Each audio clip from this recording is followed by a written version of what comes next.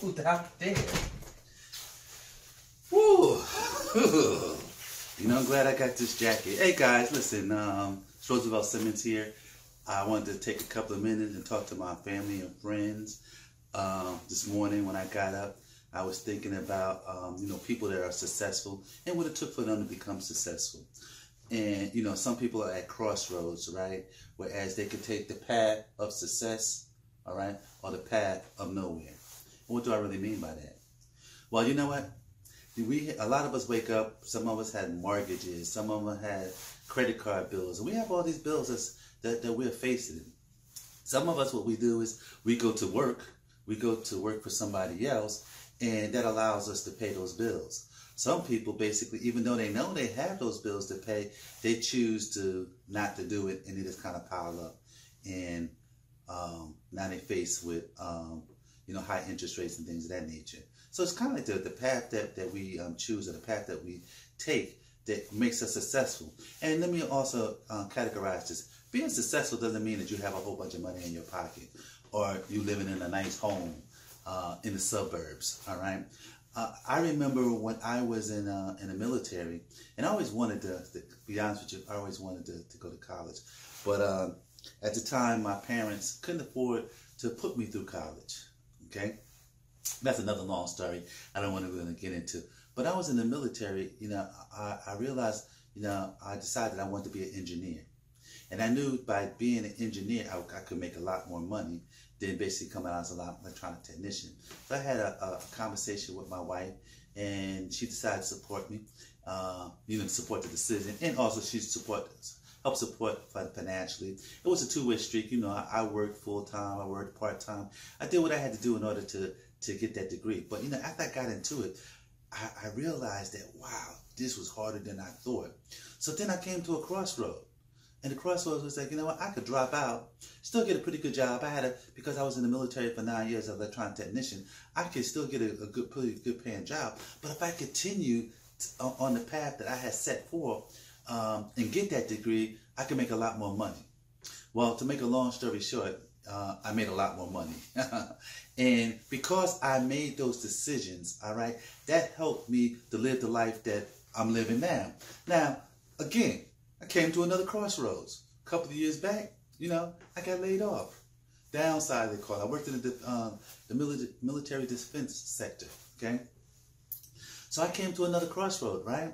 You know what I'm going to do? Now I'm a lot older, okay? I'm not like the fresh out coming out of college. You know, I'm in my 50s at the time. And, you know, jobs, basically, they were really looking for younger people. So I came to another crossroad. But you know what? I still wanted to be successful. So, you know, I had dabbled in multi-level marketing and internet marketing and all those type of things, okay? So I decided that, you know what? And that's what I was going to do. But in order to be successful at that, right, I had to have coaching. I had to study the craft, all right? So once again, I was at a crossroad. Am I going to invest the money and the time to live in that domain? Or am I going to basically, you know, continue, which I did. I did continue to try to get hired, all right? Look for another job. But you know what? It's hard when you making six figures. You know, nobody wants to work at a Macy's for $9, $10 an hour. Okay, you know, those are the type of jobs that was relatively willing to you know, to hire me. And of course, I felt like, you know, if I'm gonna work for $9, $10, $15 an hour, then basically I just start my own business, do it myself, and you know, struggle to get ahead. So that's what I chose to do. So once again, I was at that crossroad. But because I did what I had to do, all right, and I set those goals, you know, once again, I was able to conquer. I'm going to say like this. I was able to conquer my fears because, you know, we all have fears. It's the unknown. What's going to happen at the end of the tunnel, all right? What is going to take to get there? Well, so what I did was, like, you know, I set up goals, milestones, and things of that nature. And that's what this whole conversation is about. I'm going to end this in a couple of minutes because I see it's getting along. You know what? In order to achieve your goals, you got to have set goals. You got to have milestones.